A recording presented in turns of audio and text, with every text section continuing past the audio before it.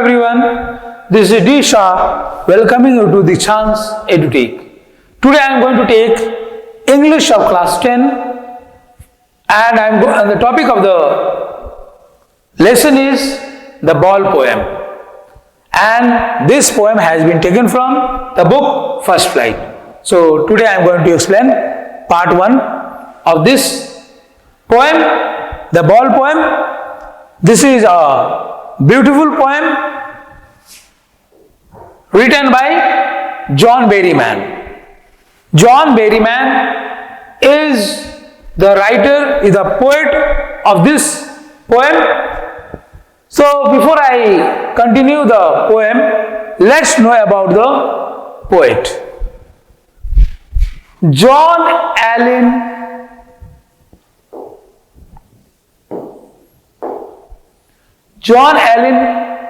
McAlpin Berryman is his full name. He was born as John Allen Smith Jr. He was born on October 25, 1914 and he died on January 7, 1972. He is an American poet. He was an American poet and scholar. तो John Berryman का जन्म 25 अक्टूबर 1914 के दिन हुआ था और इनकी मृत्यु 7 जनवरी 1972 के दिन हुआ. He is remembered as an American poet and scholar. बहुत बड़े पोएट और स्कॉलर के रूप में ये माने जाते हैं. He was a major figure in American poetry in the second half of the 20th century and is considered a key figure in the confessional school of poetry. ये जो जॉन बेरीमैन की हम बात कर रहे हैं, इस कवि के, ये बहुत ही बड़े फिगर के रूप में माने जाते थे अमेरिकन पोएट्री में. Second half of the 20th century, 20वीं शताब्दी के सेकेंड हाफ में, मतलब 1950 के बाद वाले समय में इनको बहुत ही की फिगर माना जाता था जॉन बेरीमैन को. In the confessional school of poetry His best known work is the Dream Songs, और इनका सबसे अच्छा जो लेखन है उसका नाम है ड्रीम सॉन्ग्स, जो कि एक कलेक्शन ऑफ पोएम्स है. Next, now after the introduction of the poet, I want to give a brief introduction of the poem. The poet is talking about a little boy who has lost his ball. So, the ball poem is the poem which is beautifully described about a little boy who lost his ball and he feels unhappy, he feels worried after he loses his ball. तो किस प्रकार उस बच्चे के emotion के बारे में दर्शाया गया है इस कविता में, चलिए इस कविता के इंट्रोडक्शन को देखते हैं. So the poet is talking about a little boy who has lost his ball. कवि जो है एक छोटे बच्चे की चर्चा करते हैं इस कविता में, द बॉल पोएम में, जो कि अपना बॉल खो दिया है. ये बच्चा क्या किया है, अपना बॉल को खो दिया है. He has lost his ball. He was playing with his ball, और ये अपने बॉल के साथ खेल रहा था. कहां खेल रहा था, एक हार्बर के पास. The ball escaped from his hand and went into the nearby water body. और खेलते खेलते क्या होता है, बॉल इसके हाथ से छूट जाता है और बाउंस करते करते अंतिम बाउंस के बाद बॉल पानी में चले जाता है. The poet says that this sight of the boy losing his favorite ball made him think about the boy and his reaction to this situation. और हो सकता है कभी इस सीन को देख रहे हो कि बच्चा के किस प्रकार से बॉल खो गया. खेलते खेलते बच्चे का बॉल किसी पानी में कोई पानी में चले जाता है. और जब कवि ने इस दृश्य को देखा कि किस प्रकार अपना जो फेवरेट बॉल को ये बच्चा खो देता है और इसके बाद बच्चे का रिएक्शन क्या होता है, बच्चा क्या खुश होगा उसके बॉल खोने के बाद, क्योंकि कोई भी खिलौना किसी भी बच्चे का, छोटे बच्चे का बहुत प्यारा होता है और बहुत प्यार से, बहुत लविंगली उस खिलौने को अपने पास रखना चाहता है, खोना नहीं चाहता है। तो जब बच्चा ये अपने बॉल को खो देता है तो पूरा सिचुएशन उसका बाद चेंज हो जाता है। While playing with the ball, he is seen in happy mood. He is playing merrily and happily with the ball. But when he loses the ball, he feels worried. वो बहुत दुखी होता है। Now, theme of the poem. इस poem का theme क्या है? What is the central idea of the poem? John Berryman's poetry, the Ball poem, has childhood grief and the question for innocence as its themes. John Berryman का जो एक कविता है the ball poem, इसमें बच्चे के दुख के बारे में दर्शाया गया है, कितना अनहैप्पी हो जाता है बच्चा, और उसकी इनोसेंसी के बारे में बताया है, उसकी मासूमता के बारे में बताया गया। बच्चे कितने इनोसेंट होते हैं, how innocent they are. When they lose anything in their life they become very unhappy. तो ये बच्चा भी बहुत ही दुखी हो जाता है। और basically childhood grief and quest for innocency इस कविता के, इस पोएम के मेन थीम है। The poem expresses the speakers nostalgia for those carefree innocent days when he or she used to play with a ball।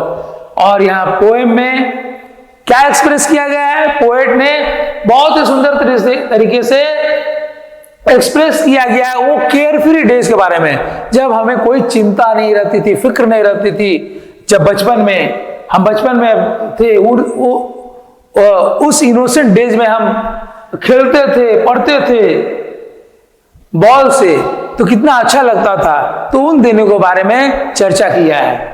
The poem also explores themes of mortality and the inevitable loss of youth, unfettered joys as a result of growing up।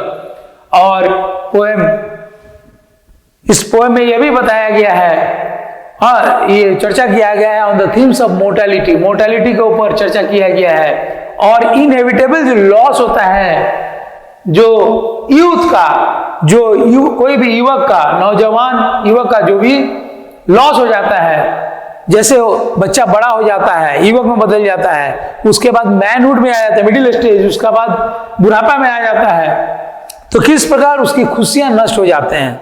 जब हम बचपन थे तो कितना खुश हुआ करते थे, ऐसे नहीं कि हम अभी दुखी हैं, लेकिन धीरे धीरे वो बचपन नहीं लौट सकता है। तो बच्चों में ही अपने बचपन को देखकर याद कर सकते हैं, बच्चों के बचपन को देखकर अपने बचपन के बारे में हम याद कर सकते हैं। वो बचपन तो लौट नहीं सकता है, that cannot return, the childhood days cannot return, but we can see our children और the other children playing with the ball, and we can just remember our childhood days. The importance of learning the ways to accept loss and keep on moving with life।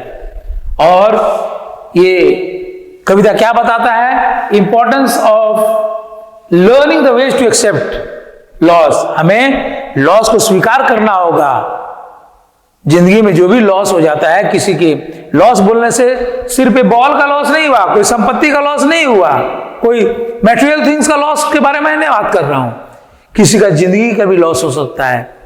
हमारे अपने जब बिछड़ जाते हैं हमसे, कोई जो अपना रिलेटिव है, अपने माता पिता, कोई भी हो सकते हैं, जो हमसे दूर हो जाते हैं, बिछड़ जाते हैं, वो मर जाते हैं, परलोक सिधार जाते हैं, तो हमें ये बहुत बड़ा नुकसान होता है। तो हमें सीखना होगा उस सिचुएशन से हम कैसे कोप करें, how to cope with that type of situation. तो यही सिचुएशन को दर्शाने का कोशिश किया है ये पोएट ने इस कविता के द्वारा।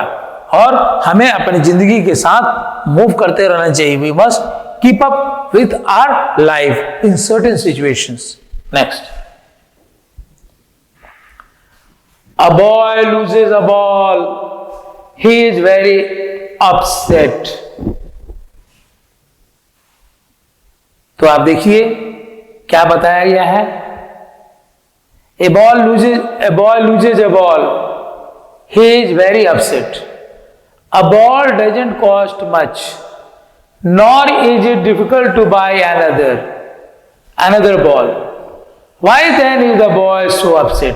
तो जिस प्रकार से पोएम का शुरुआत हुआ है आपकी किताब में, यहां से शुरू होता है। यहां देखिए boy, this is the picture of a boy losing the ball, और बॉल खोने के बाद उसके चेहरे का you can see how his face is turned into worriness. कितना दुखी वो दिख रहा है, कितना सैड दिखाई दे रहा है।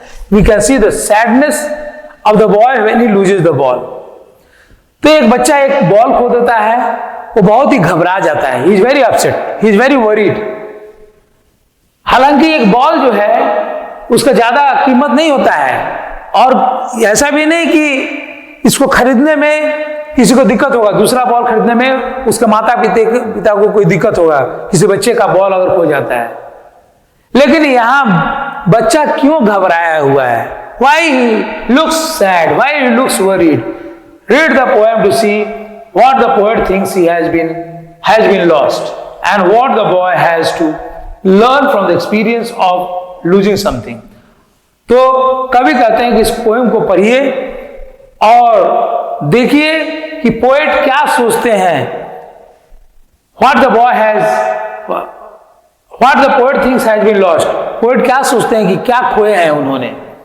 And what the boy has to learn from the experience. और बच्चे को उस जो बॉल को खो देता है उससे क्या तजुर्बा हासिल करना है कि जब वो कुछ खो देता है कोई भी अपना सामान, तो उसको कितना दुख होता है। कोई थिंग्स अगर हमारे खो जाते हैं बहुत दुखी होते हैं, भले एक पेन क्यों ना हो। Next, What is the boy now who has lost his ball? What is it to do?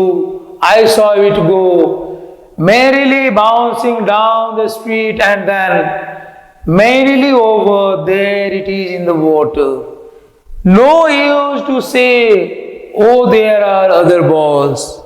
तो पोएम इस प्रकार से है। You can see the boy, see a little boy, when he loses his ball, goes in the water. What is his situation?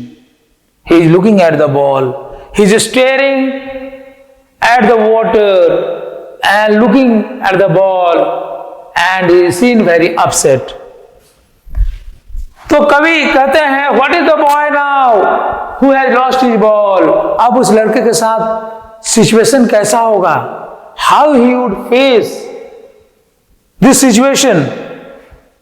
Who has lost his ball? जो बच्चा ने, छोटा सा बच्चा जो है अपना बॉल खो दिया है, तो इस सिचुएशन से वो कैसे झेलेगा? What is it to do? अब वो क्या करेगा बच्चा जब वो अपना बॉल खो दिया है, अपना प्यारा सा जो खिलौना जो है खो दिया है। तो अब बच्चे के साथ क्या होगा? अब बच्चा क्या करेगा? I saw it go। और शायद लेखक भली भांति इस सीन को देख रहे हैं, और वो देख रहे हैं कि ये बॉल किस प्रकार से हैप्पीली बाउंसिंग, मतलब खुशी से जंप करते हुए ये गली में चले गया, and then merrily over there it is in the water, और उसके बाद पानी में चला गया। बॉल क्या हुआ? टप्पा खाते खाते, मतलब बाउंस करते करते करते जब बाउंस रुका, उसके बाद बॉल पानी में चला गया। तो इस प्रकार से कवि देख रहे हैं कि वो बच्चा अपना बॉल खो देता है, और देख रहे हैं कितना खुशी से उछाल लगाते हुए बॉल पानी में जाकर गिर जाता है। नो यूज टू से oh there are other balls, और कोई फायदा नहीं कि और भी बॉल्स है, मतलब जो चीज खो जाता है उसके बारे में और चर्चा करके फायदा नहीं है। कवि कहते हैं कि जो खो जाता है वो ज्यादा इंपॉर्टेंट नहीं है। कोई चीज अगर खो जाता है वो ज्यादा इंपॉर्टेंट नहीं है। वो देयर आर अदर बॉल्स, इस लाइंस का मतलब ये हुआ जो चीज खो जाता है, the thing which is lost is not so important. ऐसा बोलकर कोई फायदा नहीं है। आगे देखिए, an ultimate shaking grief fixes the boy. और जैसे बच्चे का बॉल पानी में गिर जाता है, बच्चे का बॉल खो जाता है, we see that the boy is very sad, the boy is so sad, he has lost the ball. You can see in the picture how the boy feels when his ball is lost in the water, when his ball goes in the water. As he stands rigid, trembling, staring down all his young days into the harbor where his ball went, I would not intrude on him. An ultimate shaking grief fixes the boy. मतलब the boy is found in grief. He is very worried now when he loses the ball. The actual scene can be seen on his eyes, on his face. उसके चेहरे को देखेंगे, उसका चेहरा कितना मुरझा जाता है. His face becomes dull and he is no more happy now because he has lost his ball. And as he stands rigid, he stands rigid over there. वहां rigidly वहां खड़ा होता है, मतलब stiffly खड़ा हो जाता है. He stands there stiffly, trembling. और उसके साथ साथ उसको गुस्सा भी आता होगा, बॉल खोने का गुस्सा भी आता होगा और दुख भी होता होगा, और रोने का जैसा सूरत कर लिया होगा. और वो trembling, he seen trembling, shaking, trembling mean shaking, कांपते हुए दिखाई दे रहा है. स्टेयरिंग डाउन, और नीचे देखता है. जैसे बच्चा देखिए ये बॉल की तरफ, नीचे की तरफ देख रहा है, इसी प्रकार जब बच्चे का बॉल खो जाता है नीचे की तरफ देखता है. All his young days into the harbour where his ball went. और सारे दिन वहां खेलते रहा है, कितने दिनों तो बच्चा खेलते रहा है, और वो सोचते रहा जब उसका बॉल चला गया उस हार्बर में, एक पोर्ट में उसका बॉल चला जाता है एक हार्बर में, तो कितना दुखी होता है. I would not intrude on him. और कवि कहता है, कवि इस सीन को देखते हैं, कवि जो है इस सीन को देखते हैं, लेकिन उसको मनाने नहीं जाते हैं, बच्चे को मनाने के लिए नहीं जाते हैं, उसको सांत्वना देने नहीं जाते हैं, उनको बच्चे को कंसोल करने के लिए नहीं जाते हैं, क्योंकि कवि का मानना है कि बच्चे को मालूम होना चाहिए कि लॉस क्या होता है, नुकसान क्या होता है. ये तो बॉल है, ये कोई दिस इज अ थिंग.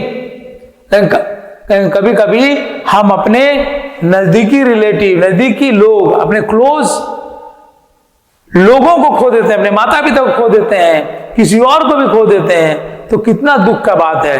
तो ये बच्चे को मालूम होना चाहिए कि लॉस क्या होता है. Next,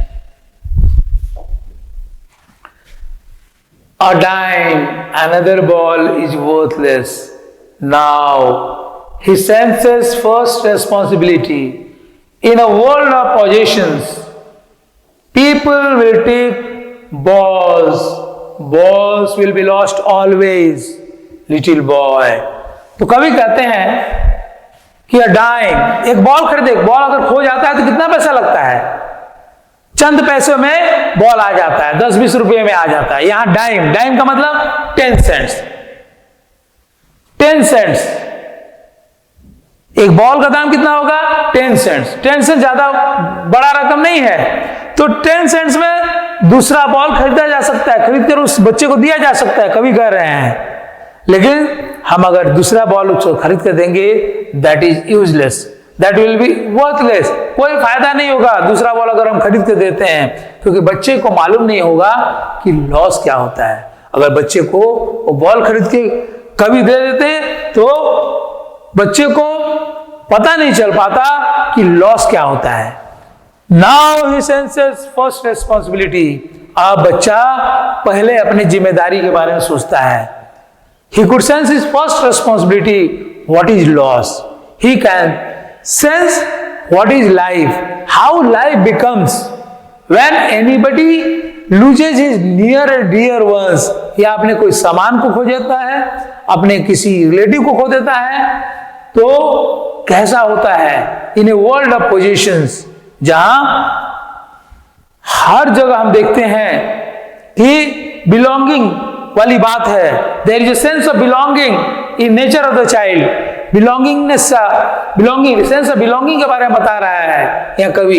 in a world of possessions, जिस पर हमारा कोई चीज का अधिकार होता है, कोई सामान हो, कोई व्यक्ति हो, उस पर हम अधिकार जमाते हैं, बोलते हैं दिस इज माई बॉल, मेरा बॉल है तो मेरा अधिकार है। So this in the world of possessions the boy will sense his first responsibility. People will take balls will lost always little boy. कवि कहता है उस बच्चे से कि पीपल विल टेक बॉल्स खरीद के दे सकते हैं बच्चे लोग। Balls will be lost always, हमेशा बॉल्स खोते रहेंगे, हमेशा कोई ना कोई अपने नियर एंड डियर वंस को भी खो सकते हैं, वैसे ही जैसा बॉल्स खो जाता है little boy.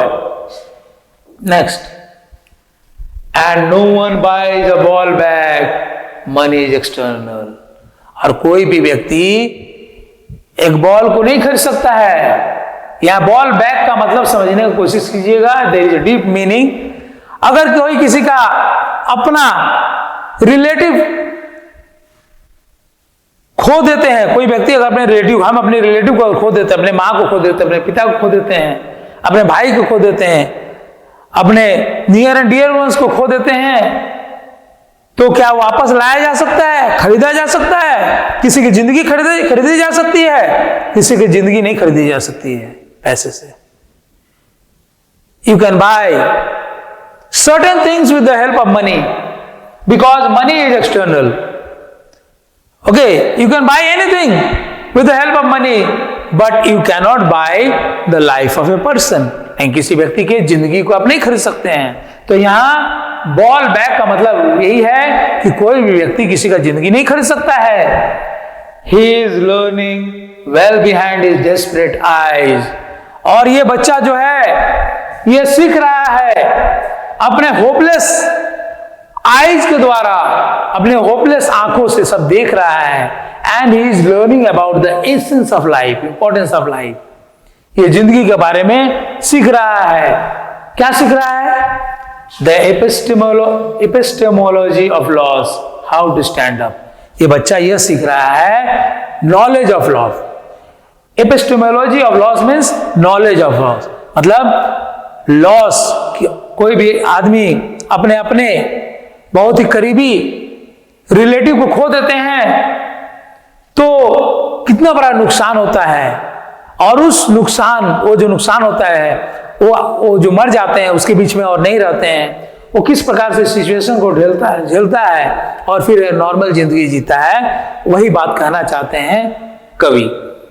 So the boy should know about the knowledge of loss, how to stand up, किस प्रकार खड़ा होना चाहिए। अगर कोई अपना कोई बहुत क्लोज आदमी का डेथ हो जाता है, कोई क्लोज रिलेटिव का डेथ हो जाता है, तो उसके बाद लोग रोना धोना शुरू कर देते हैं और तब उस सिचुएशन से उबरने के बारे में सोचना है उस बच्चे को।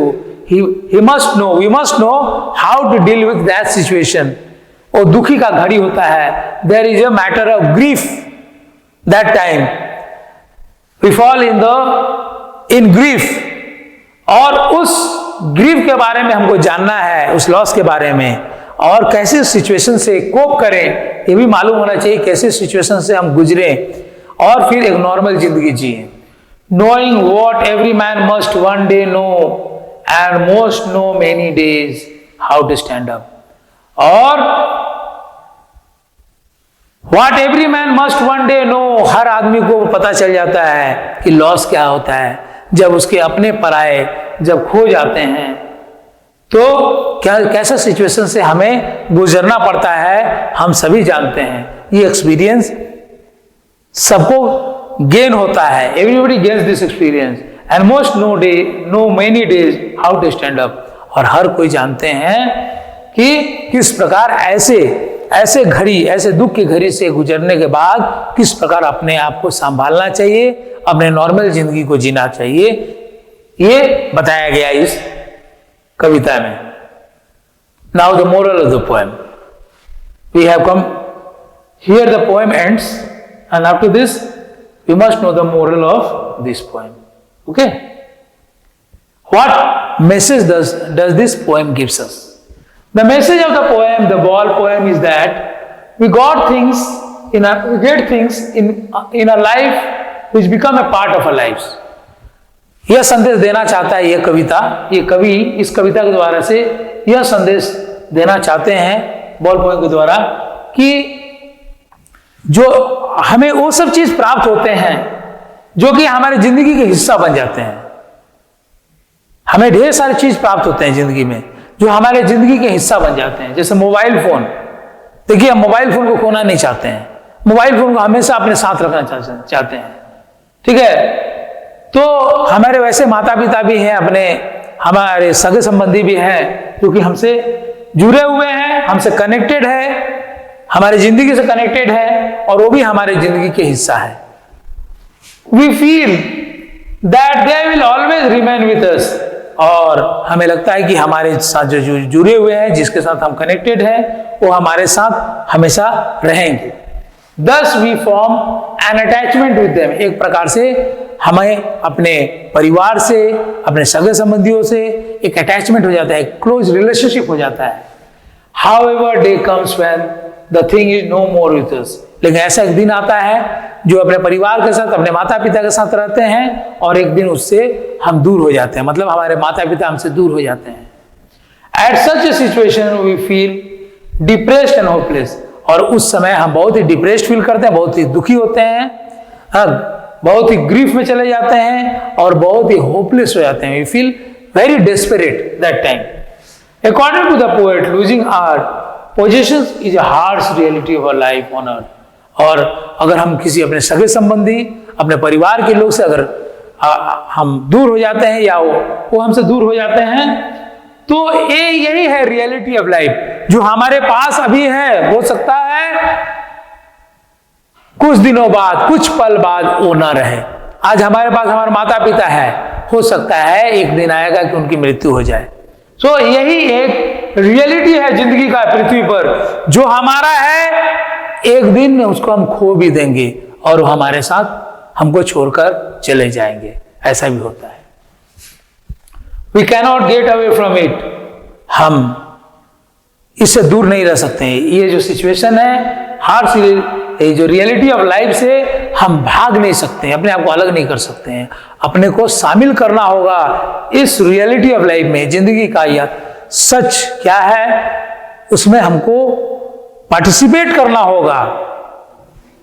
Hence we have to face such a situation and then try to move on, और इस प्रकार के सिचुएशन को फेस करना होगा और इस प्रकार we have to move on, we have to lead our normal life.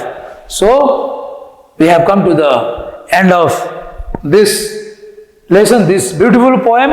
I'll come with a new topic in the next class. So that's all for today. Thank you, my dear students.